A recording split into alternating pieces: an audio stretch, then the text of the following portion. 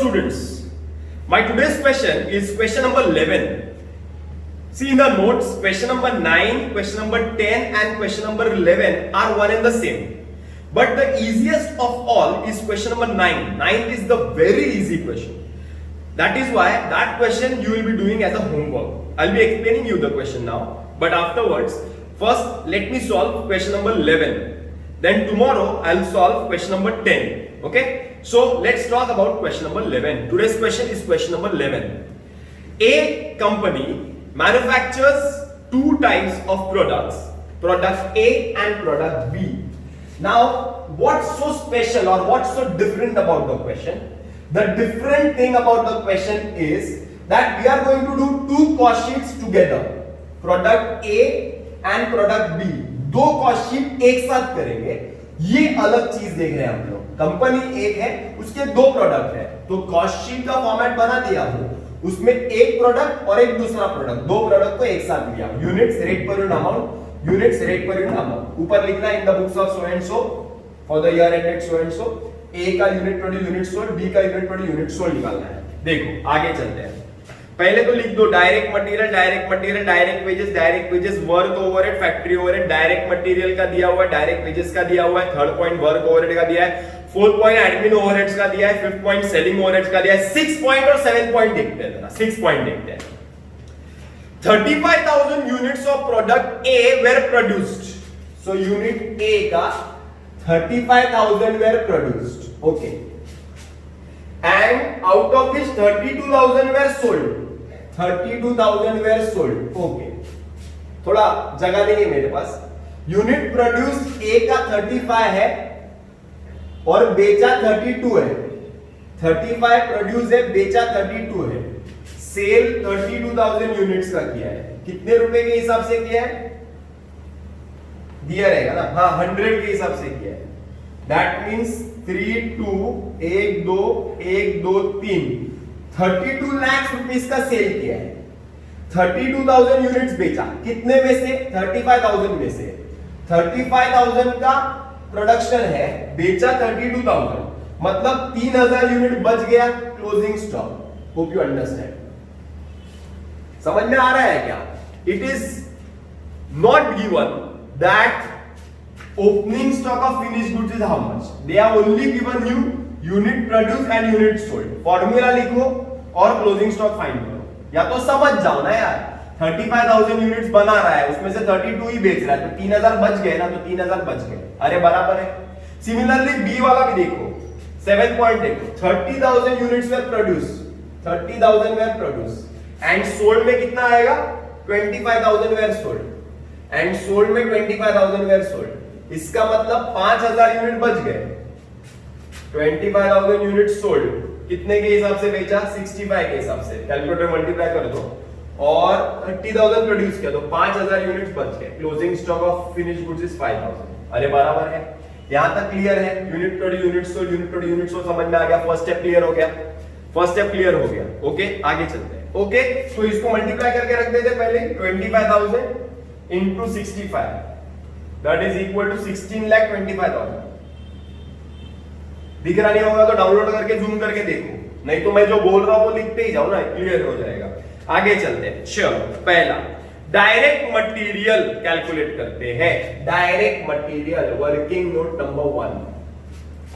Direct material total is given as 6,75,000 total. That means ये amount और ये amount, total amount 6,75,000. ये amount और ये अमाउंट, टोटल 6,75,000 दिया है. बराबर है. इसमें यूनिट्स कितने हैं? 35,000 यूनिट्स है. इसमें यूनिट्स कितने हैं? 30,000 यूनिट्स है. ध्यान देना बॉस, जैसे मैं लिख रहा हूं वैसे ही लिखना है. रेट पर यूनिट इसका मालूम है? नहीं.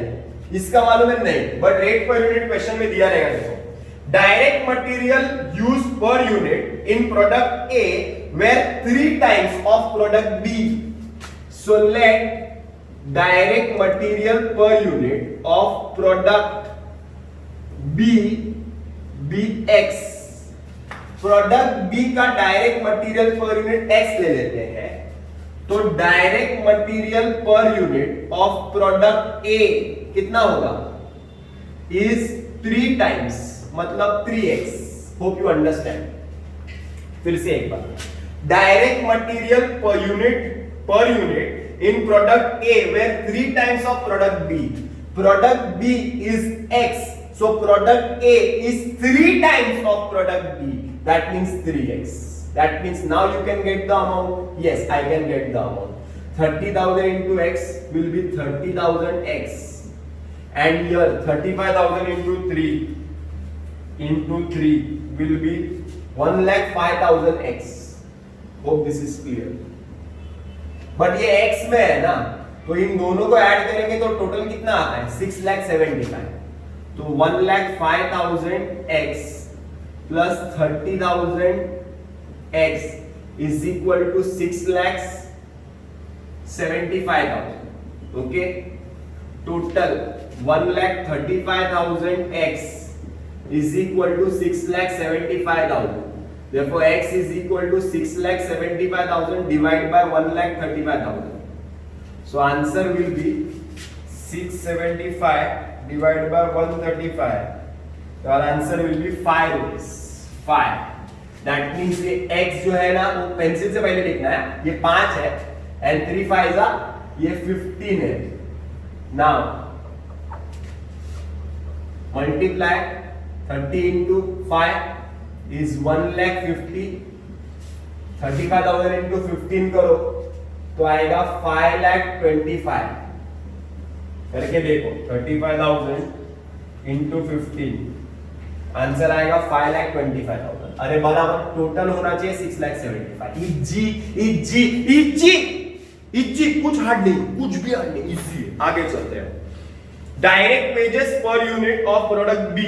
डायरेक्ट वेजेस टोटल, सबसे पहले डायरेक्ट वेजेस टोटल दिया है। कितना टोटल दिया है 9,09,000। 9,09,000। ओके, चलो यूनिट 35,000, यूनिट 30,000। अरे बराबर। अब direct wages per unit product B where 2/3 times of product A. तो अगर प्रोडक्ट ए x रहेगा, अभी घड़ी घड़ी x नहीं यूज कर सकते, इसको y ले लेते हैं, चलो ना y रहेगा। तो product B is 2/3 of product A, so 2/3 of product A मतलब y। So let direct wages per unit of product A be y। So product B का कितना रहेगा 2/3y। अरे बराबर ना, चलो मल्टीप्लाई 35,000 इंटू वाई, पेंसिल से 35,000 वाई इधर मल्टीप्लाई करो 30,000 इंटू 2/3 करके देखो तो आएगा 20,000 वाई। करके देखो ना 30,000 इंटू 2 डिवाइड बाय 3 करके देखो तो 20,000 वाई आएगा। टोटल कितना होता है दोनों का 35,000 Y plus 20,000 Y is equal to 9,09,000। Total 55,000 y is equal to 9,09,000. Therefore, y is equal to 9,09,000 divided by 55,000. Your answer will be 18 rupees. 18 ये आएगा 18 और ये आएगा 2/3 into 18 into 2 divided by 3 ये आएगा 12। मल्टीप्लाई पेंसिल से जो लिखा था कट कर दो और मल्टीप्लाई करो 18 into 35 will be 6,30,000 and 30,000 into 12 will be 3,60,000। Total 9,90,000 होना चाहिए, 9,90,000 दोनों का होना चाहिए। हो गई, आगे चलते हैं। चलो prime cost 35,000 33, this will be 11,55,000। 30,000 17, this will be 5,10,000। Okay, clear. आगे चलते हैं। Work overhead. वर्क ओवरहेड का क्वेश्चन में क्या बोला है देखते हैं। Work overhead per unit were same for both the products. Once again work overhead per unit were same for both the product, मतलब 35,000 units 30,000 units per unit was same, suppose A बराबर ना, तो दोनों का पर यूनिट सेम था, मतलब इधर आएगा 35,000 ए 30,000 है, 35 plus 30 35,000 plus 30,000 that will be 65,000। इधर कर दूं सॉल्व, जरा आराम से देख लो, 35,000 A plus 30,000 A is nothing but 65,000 A is equal to कितना है टोटल वर्क ओवरहेड का 1,95,000। सो A is equal to 1,95,000 divide by 65,000। जैसे अभी मैंने ये किया ना वैसे इसको भी सॉल्व करो। सो 1,95,000 divide by 65, your answer will be 3, तो ये 3 रुपया आएगा, 3 रुपया मारा मारी 9 टैग एंड 1,05,000 टोटल होना चाहिए 1,95,000। तो मिलेगा फैक्ट्री कॉस्ट। फैक्ट्री कॉस्ट कैसे मिलेगा, ऐड करेंगे, ऐड करो तो 35,000 ये तो सेम रहेगा, 36 हो जाएगा, 12,60,000 30,000 20 होगा 6 lakhs। इज्जी के hard easy. Next, admin overheads were 100% of prime cost in each of the products. Admin overheads were 100% of prime cost in each of the products. मतलब admin overhead जो होगा ना वो प्राइम कॉस्ट का 100% रहेगा। मतलब admin overhead इधर कितना है प्राइम कॉस्ट 11,55,000। सो admin overheads भी सेम रहेगा 11,55,000। इधर कितना है प्राइम कॉस्ट 5,10,000, तो इधर भी उतना ही रहेगा 5,10,000। Admin overheads is 100% of prime cost, मतलब सेम 30,000 17। अरे बराबर, यहां तक क्लियर है। So you will get cost of production at 12 plus 11 is 23, 24,15,000, 35,000 68, 35 into 68 is 23 lakh 69, 35 into 69 24 lakh 50। इधर भी 30,000 ऐड करेंगे 37 ऐड करेंगे 11 lakh 10,000। ये हो गया तुम्हारा कॉस्ट ऑफ प्रोडक्शन। चेक कर लेते हैं पर 30,000 into 37 is nothing but 11 lakh 10, तो perfecto। Opening stock of finished goods is not given, but closing stock of finished goods के लिए वैल्यू कौन सा लेते हैं, याद है क्या, शाबाश 37 मारा मारी 69 into 3,000 will be 207,000। अरे बराबर क्या 3,000 into 69 will be 2,07,000, perfecto। and 37 into 5,000 will be 1,85,000। Okay चलो 24,15,000 minus closing stock 35 minus 3 is 32। अरे बराबर ना 24,15,000 minus 2,07,000, answer is 22,08,000 divide by 32, answer is 69। ये तो सेम ही आएगा 25,000 37 माइनस करो 11,10,000 minus 1,85,000 is 9,25,000। एक बार चेक कर लो 25,000 into 37 चेक कर लो 9,25,000, परफेक्टो। सेलिंग ओवरहेड्स के बारे में क्या दिया है, selling and distribution cost per unit was 6 for both A and B, 6 रुपया ₹6 कितना इजी है देखो ना, हार्ड वही है, बाकी सब इजी है। 32 से मल्टीप्लाई करेंगे, 25 से मल्टीप्लाई करेंगे, 32 into 6, 1 2 3, 6 2 12, 2 1 6 18 19, 1,92,000, 1 2 3, 25 6 150। अरे बराबर क्या ऐड करेंगे तो कॉस्ट ऑफ सेल मिलेगा 75, और इधर ऐड होएगा तो आएगा 22 23 24 लाख। अरे बराबर इधर ऐड होएगा आएगा 43, और इधर आएगा 10,75,000।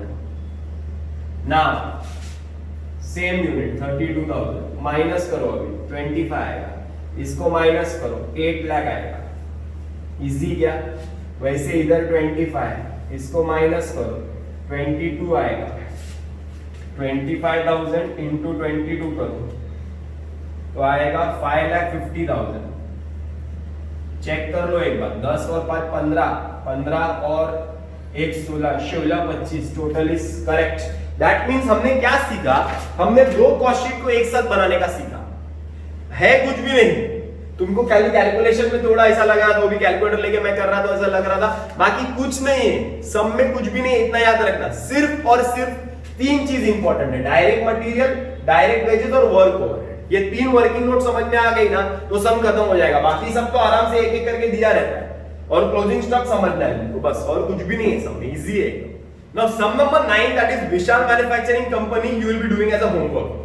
नाउ उसमें है ना कुछ हार्ड नहीं है, खुद से अटेम्प्ट करो, इजी लगेगा। पहले फॉर्मेट बना लो, direct material, direct wages, direct expense लिख दो। यूनिट्स प्रोड्यूस क्वेश्चन में नीचे दिया है 2000 यूनिट ए का, 1500 5000 यूनिट बी का प्रोड्यूस किया है। यूनिट प्रोड्यूस में 2000 2000 2000 लिख दो। Rate per unit direct material का दिया 100 60 40, डायरेक्ट मटेरियल पर यूनिट में 100 60 40, बी में 120 50 80 ऐसा लिख दो, मल्टीप्लाई करो, you will get prime cost. आगे के factory expenses, office expenses, selling expense clearly English में दिए हुए, मतलब कुछ भी तकलीफ नहीं आएगा। इसके लिए मैंने सम नंबर 9 नहीं किया, मैंने सम नंबर 11 पहले किया, और 10th भी है ना थोड़ा हार्ड है, तो 10th वाला भी मैं करता हूं, कल कर देता हूं। ओके चलो बाय।